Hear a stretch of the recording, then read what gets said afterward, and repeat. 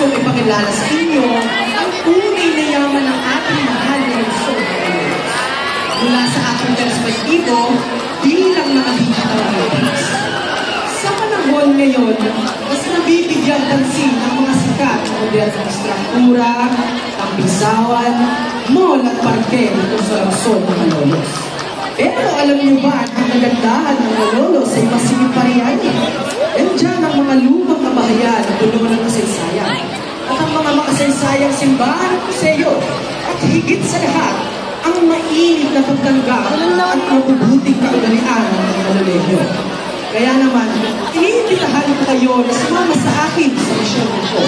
Ipakita natin ang ganda ng Malolos mula sa perspektibo ng mga kabataan ng Maloleño. Pwede tayong mag-vlog tungkol sa mga heritage schools o gumawa ng trending reels na nagtatampok sa ating magulay na kasaysayan. Mag-food crawl sa kalutang Maloleño o mag-post ng aesthetic shots na nagpapakita sa ating kultura bilang Maloleño. Kaya, di na tayo magbabahagi ng content. Gagawa rin tayo ng ingay. Ingay na makapagpapakita ng pagpapahalaga at pangangalaga sa ating kasaysayan ng kultura.